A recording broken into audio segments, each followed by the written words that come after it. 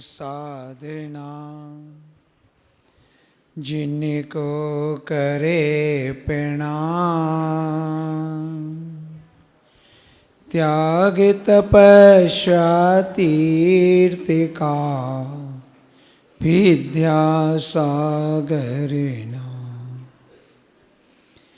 जय बोलो देवादिदेव प्रथम देव श्री आदिनाथ भगवान की, मूल नायक श्री शांतिनाथ भगवान की, शीतलनाथ भगवान की। आज जिनका निर्वाण कल्याणक महोत्सव है, ऐसे श्री पार्श्वनाथ भगवान की, संत शिरोमणि आचार्य गुरुवर श्री विद्यासागर जी महामुनिराज की, आचार्य गुरुवर श्री समय सागर जी महाराज की, पूज्य निर्यापक मुनि श्री सुधा सागर जी महाराज की, पूज्य मुनि श्री सौम्य सागर जी महाराज की, परम पूज्य मुनि श्री निश्चल सागर जी महाराज की, समस्त मुनि संघ की।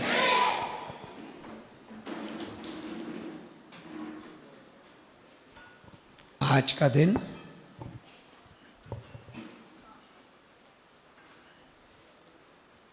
भगवान पार्श्वनाथ को क्या हुआ? मोक्ष कल्याणक हुआ। कहाँ से हुआ? सम्यक से करके स्वर्णभद्र कूट से।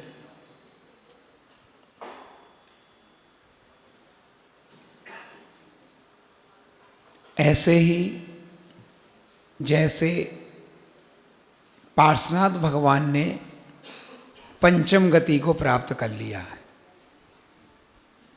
वैसे गति कितनी होती हैं? 4 होती हैं ना। तो वो 4 गतियां होती हैं संसारी प्राणी की अपेक्षा। और मुक्त जीवों की गति कौन सी होती है? सिद्ध गति। तो मोक्षशाला पर भगवान आज विराजमान हो गए, तो उसको अपन पंचम गति भी कह सकते हैं। वो पंचम गति कैसी है कि जिसने एक बार उसको प्राप्त कर लिया, अब उसको कहीं भी भटकने की आवश्यकता नहीं रहती। मोक्ष सिद्ध सलाह को जिसने एक बार प्राप्त कर लिया, हमेशा हमेशा के लिए अब वो वहीं पर विराजमान हो गए और अपन अपने जीवन में जितना भी सुख प्राप्त करते हैं, उससे भी कई अधिक अनंत गुणा सुख भगवान प्रति समय प्राप्त कर रहे हैं। और जो सुख का अनुभव एक बार हो जाता है, उससे बढ़ के ही दूसरे समय में सुख आता है। अब कोई सोचता होगा कि जब भगवान का वहाँ शरीर ही नहीं बचा, फिर काय का सुख? जब शरीर ही नहीं बचा तो फिर काय का सुख? मगर आत्मा के प्रदेश तो हैं, उन आत्मा के प्रदेशों में सुख का अनुभव होता रहता है।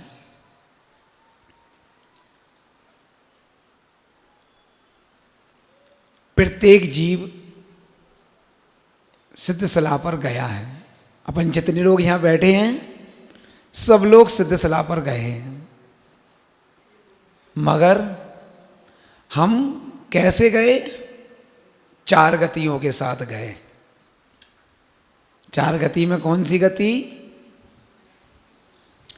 त्रियंच गति होती है 1 इंद्रियों की। 1 इंद्री, 2 इंद्री, 3 इंद्री, 4 इंद्री और 5 इंद्री, सभी जीव त्रियंच गति में आते हैं। तो हम लोग सिद्ध सलाह तो गए, मगर कौन बन के गए? निगोदिया जीव बन के गए। अगर हम भी पंचम गति के साथ जाते, यानी संगी पंचेंद्री बन के, मुनि बन के, केवल ज्ञान प्राप्त करके, और अगर सिद्ध सलाह पे जाते, तो हम भी वापस नहीं आते। मगर हम कौन बन के गए? निगोदिया जीव बन के गए। तो हमें वहाँ से वापस आना क्यों? क्योंकि निगोदिया जीवों की गति कौन सी है? संसार वाली। तो इसलिए हम इस संसार में भ्रमण करते रहे। और यदि अभी भी हम सम्यक दर्शन को प्राप्त नहीं कर पाए तो न जाने कब तक इस संसार में भटकते रहेंगे। और इस संसार से बचने का उपाय है तो क्या है? सम्यक दर्शन, सम्यक ज्ञान और सम्यक चारित्र। इन तीनों को जिसने प्राप्त कर लिया उसका अधिक से अधिक कितने 7-8 भव और कम से कम 2 या 3 भव में उसे वह पंचम गति की प्राप्ति हो जाएगी। मगर हमें उसके लिए क्या करना पड़ेगा? पुरुषार्थ करना पड़ेगा। पुरुषार्थ तो सभी लोग करते हैं। सुबह से लेकर शाम तक आप सब लोग पुरुषार्थ करते हैं। काय का कर रहे हैं? कमाने का, पैसे कमाने का पुरुषार्थ सभी लोग कर रहे हैं। मगर भगवान ने या आचार्यों ने हमें 3 पुरुषार्थ बताए हैं। कितने बताए? 3 की 4 हैं? हम यही तो पूछना चाह रहे थे कि कुछ लोग पढ़े लिखे लोग बैठे हैं कि नहीं, तो हमने जब तक 3 क्या दिया तो सब हमें यहाँ मिलाने वाले बैठे हैं। 4 पुरुषार्थ कौन कौन से? धर्म पुरुषार्थ, अर्थ पुरुषार्थ, काम पुरुषार्थ और मोक्ष पुरुषार्थ। यानी आचार्यों ने गृहस्थों के लिए भी, अब आप लोग ये सोच रहे हो, कई लोग सोचते हैं कि महाराज जी आप लोग तो ऊपर बैठ गए तो आपका मोक्ष पुरुषार्थ तो चालू हो गया, मगर हम लोग क्या इसी संसार में भटकते रहेंगे?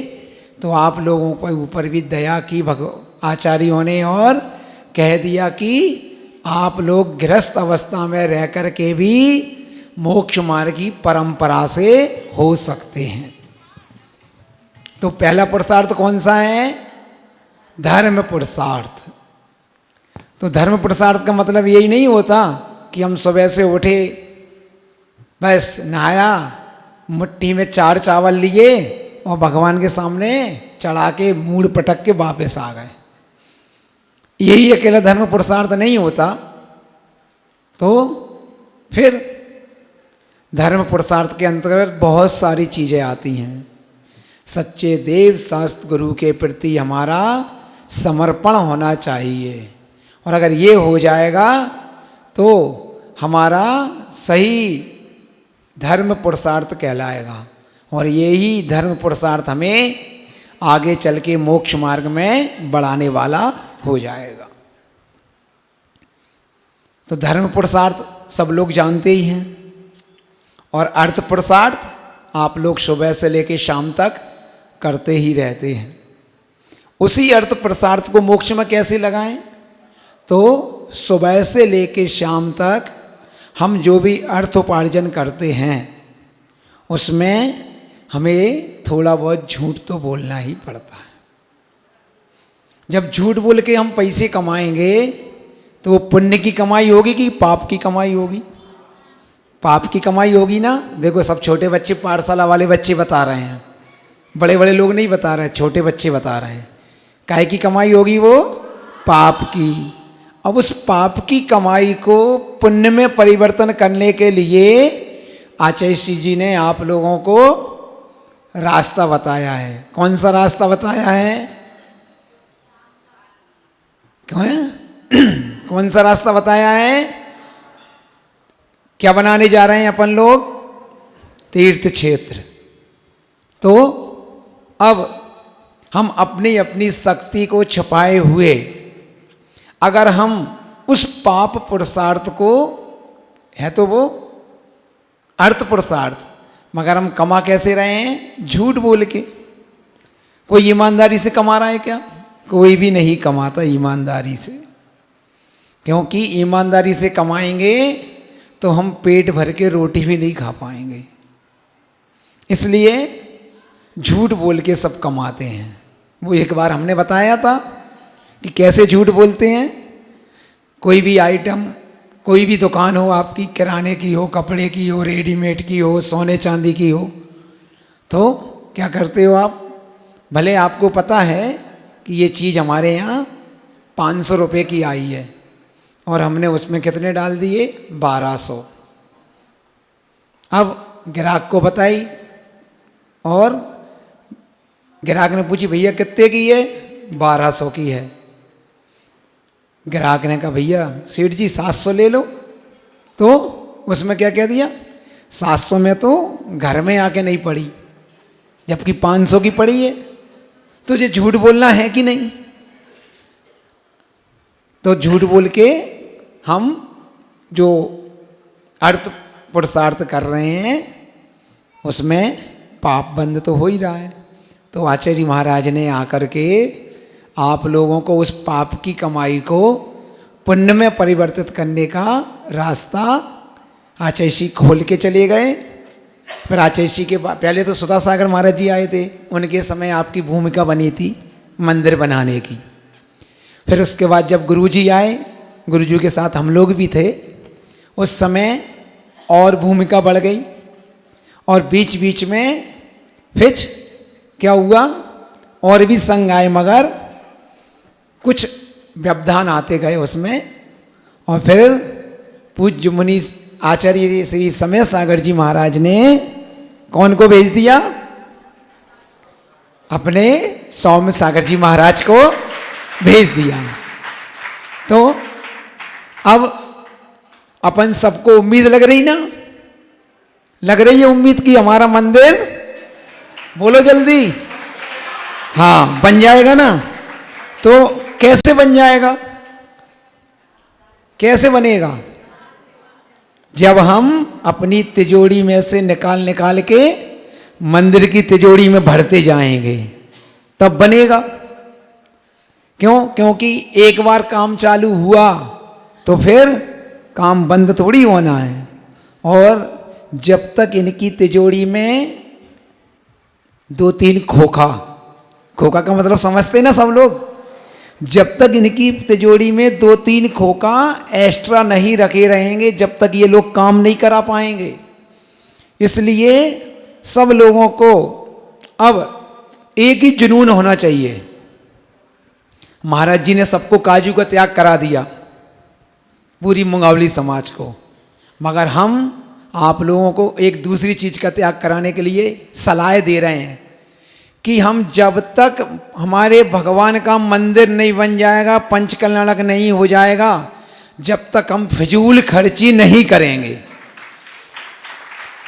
तो फिजूल खर्ची कैसी? अगर आप लोग जो बिना आवश्यकता की चीज़ों में जो खर्चा करते रहते हैं, अगर प्रतिदिन का वो पैसा बचा करके और आप अपनी अपनी एक एक गुल्लक रख लेंगे और उस गुल्लक में फिजूल खर्ची के पैसे भी डालते जाएंगे तो 2 या 3 साल में हमारा पूरा मंदिर बन के कंप्लीट हो जाएगा। बस सबको अपनी मानसिकता बनाना है। अभी सुना है कि छोटे छोटे बच्चों ने भी अपनी मानसिकता बना ली है कि हमें भी मंदिर में कुछ करना है। तो अपनी मम्मियों से और पापाओं से बोल करके उनने छोटी छोटी सी गुल्लकें मंगा ली घर में, और जो भी उन्हें खर्चे के लिए चाय कॉफ़ी टॉफ़ी बिस्किट खाने के लिए पैसे मिलते हैं, उन्होंने वो सब खाना बंद करके उस गुल्लक में डालना चालू कर दिया।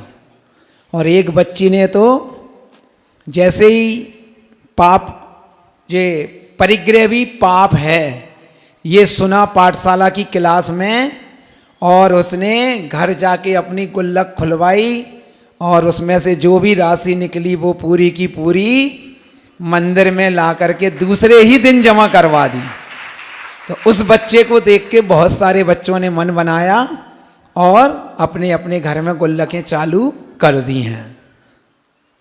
तो ऐसे ही अपन बड़ों को भी अपनी फजूल खर्ची, इस तरफ वाले लोग,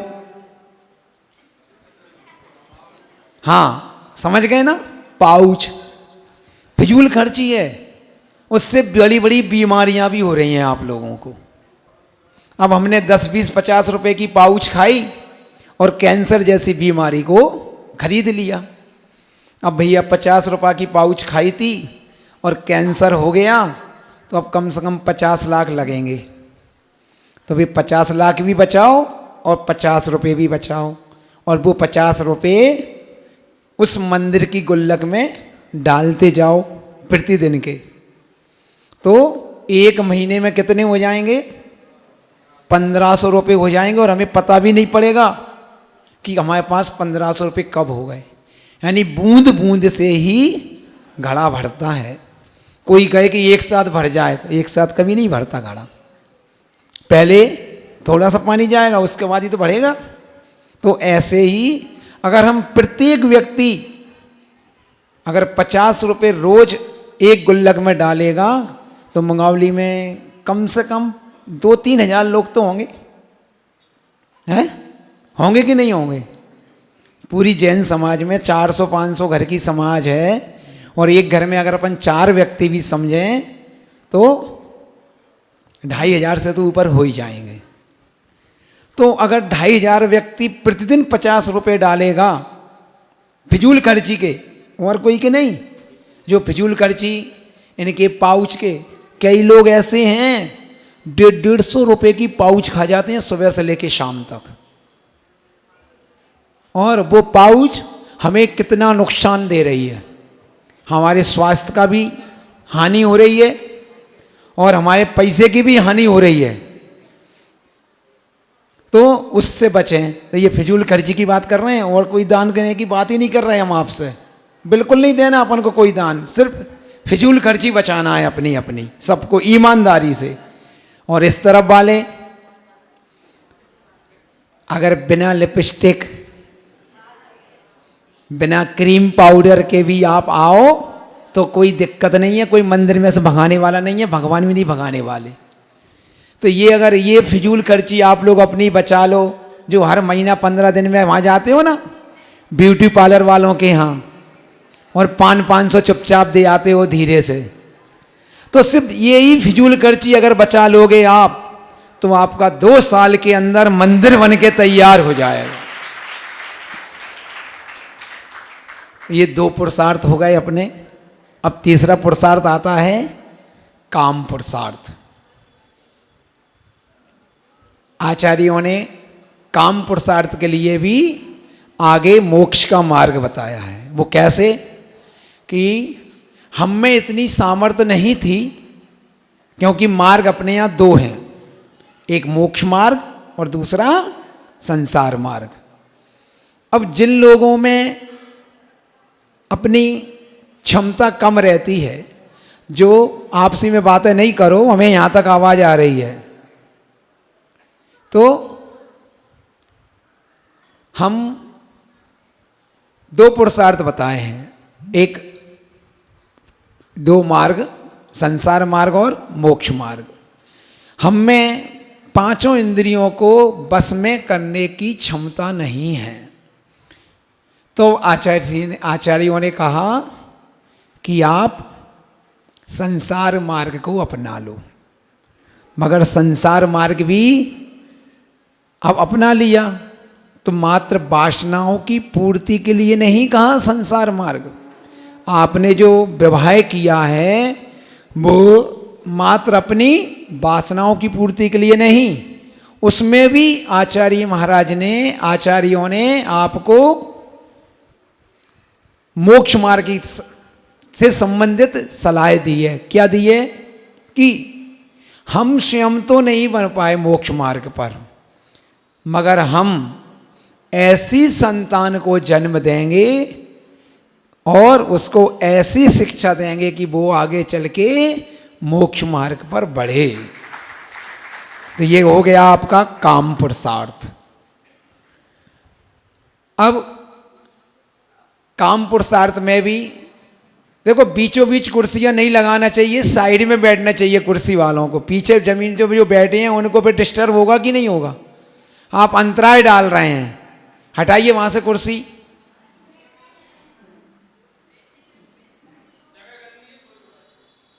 तो पुरुषार्थ की बात चल रही है। अब कई लोग, हम आजकल शादी तो हो जाती है, मगर जो काम पुरुषार्थ का हमें फल मिलता है, हम उस फल को नहीं चाहते और उसके विपरीत कुछ करते रहते हैं, दवाइयाँ वगैरह लेते रहते हैं। आपने जो अर्थ पुरुषार्थ किया और अर्थ पुरुषार्थ जो उसका फल मिला, फल मिले का मतलब जो व्यापार किया तो उसमें जो मुनाफा हुई वो उसका फल है ना, तो उसके लिए कोई मना करता है क्या? सब अपनी तिजोरी में रखते चले जाते हैं। ऐसे ही जब आप काम पुरुषार्थ करते हैं तो उसका फल जो मिल रहा है उसको क्यों नकारते हैं? अभी हम सेटल नहीं हुए, 2-3-4 साल सेटल होने में लग जाएंगे, उसके बाद प्लानिंग करेंगे बच्चे की। ये बिल्कुल गलत है और इससे हम 2-3-4 साल में, अगर ऐसा है तो आप बिल्कुल शादी होने के बाद भी 3 साल का ब्रह्मचर्य व्रत ले लो तो आपका बहुत अच्छा रहेगा। और अगर आप काम पुरुषार्थ कर रहे हैं तो उसका जो फल मिल रहा है उसको नकारना नहीं चाहिए, क्योंकि हम अभी तो हम नहीं चाह रहे और हम दवाइयाँ लेकर के उससे बच रहे हैं। मगर जब हम चाहते हैं तो जब तक उन दवाइयों के साइड इफ़ेक्ट इतने हो जाते हैं कि अब हमें डॉक्टरों के यहाँ चक्कर लगा लगा के पागल हो जाते हैं और कई लोग तो डिप्रेशन में भी आ जाते हैं। महाराज जी 5 साल हो गए, 10 साल हो गए, कई लोग आते हैं ऐसे, महाराज जी 10-10 साल हो गए, अभी तक हम 2 से 3 नहीं हो पा रहे। सभी डॉक्टरों के यहाँ दिखा लिया, ये कर लिया, महाराज जी कुछ मंत्र दे दो। तो भैया अगर आप काम पुरुषार्थ कर रहे हैं तो उसके फल से पीछे ना हटें। और अगर आपको 2 साल बच्चा नहीं चाहिए तो आप ब्रह्मचर्य व्रत का पालन करें 2 साल तक अच्छे से, तो उसमें पुण्यबंध भी होगा और पाप से भी बच जाएंगे। तो ये 3 पुरुषार्थ हो गए और सब इन सब से निपटने के बाद चौथा पुरुषार्थ होता है मोक्ष पुरुषार्थ। तो फिर जिन लोगों को 10-10, 20-20 साल हो चुकी हैं शादी हुए, अब उन लोगों को धीरे धीरे अपने मोक्ष पुरुषार्थ पर अग्रसर होना चाहिए। तो वो कैसे? जो लोग रात में 12 बजे तक खाते पीते हैं, अब उन्हें धीरे धीरे अपने टाइम कम करते करते और सूर्यास्त के पहले पहले 4 प्रकार के आहार के त्याग पर आ जाना चाहिए। और इसी तरह फिर जब हम रात्रि में 4 प्रकार के आहार का त्याग कर देंगे, फिर उसके बाद अपन प्रतिमा की तरफ आगे बढ़ेंगे। तो फिर ऐसे करके हमारा चौथा मोक्ष पुरुषार्थ भी हो जाएगा। तो अब अपन आज क्या समझा अपन ने? इन 4 पुरुषार्थों के माध्यम से मोक्ष मार्ग पर बढ़ने के बारे में हमसे जितना बना हमने आप लोगों को समझाया। हम अपेक्षा रखते हैं कि आप लोग कुछ ऐसा ही करेंगे। बोले संत शिरोमणि आचार्य गुरुवर श्री विद्यासागर जी महामुनि राज की। जब बोलो चिंतामणि पार्श्वनाथ भगवान की, भगवान के महामुख कल्याणक महामहोत्सव की, परम पूज्य मुनि श्री सौम्य सागर जी महाराज जी की। बंधुओं, अपन ने परम पूज्य मुनि श्री निश्चल सागर जी महाराज की